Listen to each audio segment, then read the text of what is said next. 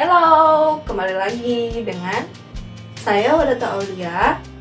Kali ini kita mau bahas tentang apa sih bedanya jurusan teknik sipil dengan arsitektur. Jurusan teknik sipil dan jurusan arsitektur merupakan dua kuliah yang berbeda, tapi keluarga kita, masyarakat, bahkan kita sendiri ketika siswa tuh bingung membedakannya di mana ya. Oh, temannya Ica ya? Iya, Tante. Oh, jurusan apa di Unan? Jurusan apa? Teknik sipil, Tante. Oh, arsitek. Oh, bagus itu.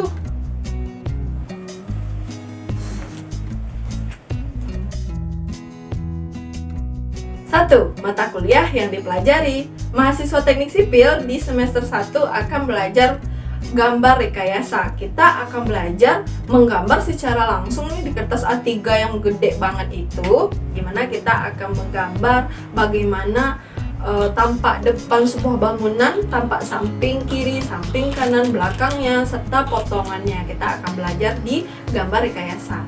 Kita belajar satu, bikin garis, gimana cara bikin garis yang arsir, garis lurus, garis melengkung-lengkung, bikin angka juga, bikin huruf juga. Kemudian kita juga akan belajar cara bikin pintu, cara bikin jendela, bikin gambar rumah 1 tingkat, 2 tingkat, dan kita akan langsung membuat gambar itu di AutoCAD juga.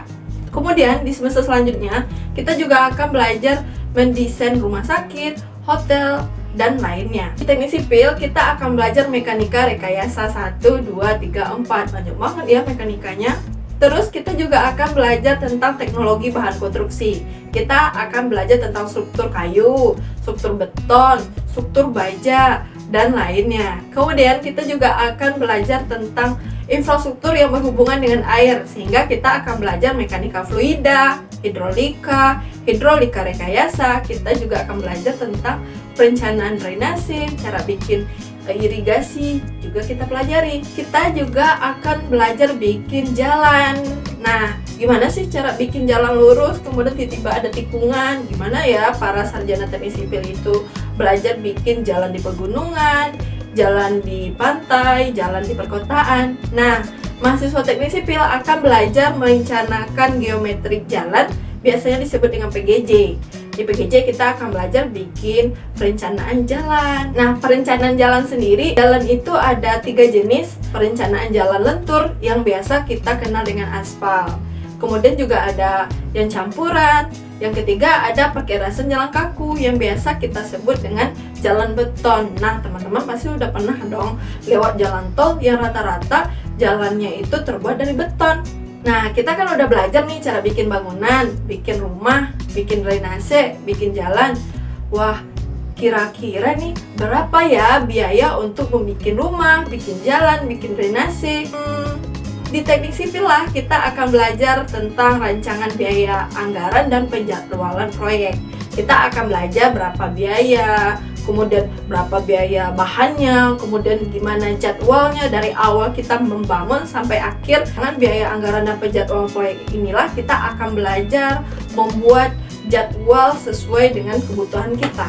Jadi mahasiswa teknik sipil belajar tentang bagaimana cara dari awal nih sebuah proses pembangunan, perencanaannya, kemudian bikin penjadwalan, serta melangsungkan pembangunan itu sendiri. Jadi anak teknik sipil itu belajar benar-benar tentang bagaimana membuat suatu bangunan. Jadi mahasiswa teknik sipil akan belajar bagaimana membangun bangunan yang kuat, kemudian juga ekonomis, serta layak untuk dihuni.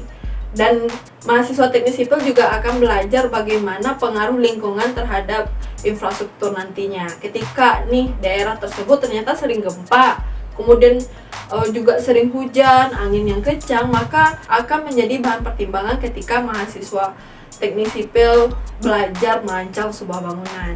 Mahasiswa arsitektur mempelajari juga gambar teknik di awalnya, tapi gambarnya ini mungkin lebih kompleks karena mahasiswa arsitektur itu kan terkena emang lebih ke menggambar, mendesain gitu. Kemudian juga akan belajar tentang matematika teknik, matematika arsitektur, kemudian belajar tentang psikologi arsitektur, di mana itu sebuah ilmu yang mempelajari hubungan arsitektur dengan perilaku manusia. Kemudian mahasiswa arsitektur juga belajar tentang seni rupa, kemudian estetika bentuk, belajar juga tentang mekanika, rekayasa, dan lainnya pastinya. Jadi, mahasiswa arsitektur akan belajar bagaimana membangun sebuah bangunan yang indah, yang berseni dan berestetika sesuai dengan fungsi, dan yang pastinya juga harus kuat, sehingga layak untuk dihuni. Mahasiswa arsitektur juga belajar tentang tata ruang, baik dalam ruangan ataupun luar ruangan. Dari mata kuliah yang sudah Aci sebutkan tadi, ternyata teknik sipil dan arsitek berbeda ya, tapi sama-sama berhubungan dengan pembangunan. Nah, kalau si arsitek yang mendesain, dan teknik sipil yang merealisasikan desain tersebut. Nah, ketika nih teman-teman melihat bangunan yang indah, megah, dan unik, itu adalah sebuah karya dari desain seorang arsitek. Sedangkan yang membuat desain itu menjadi nyata itu adalah kerjasama dari sarjana-sarjana teknik sipil. Tapi nih masuk jurusan teknik sipil dan arsitek itu sangatlah nggak gampang. Jadi teman-teman harus belajar lagi dengan semangat, dengan giat, berdoa, serta berusaha dan membuat mimpi-mimpinya jadi nyata. Tapi lupa promosi, jangan lupa tekan tombol subscribe-nya ya. Dan bagi teman-teman, kalau ada pertanyaan bisa langsung komen di kolom komentar.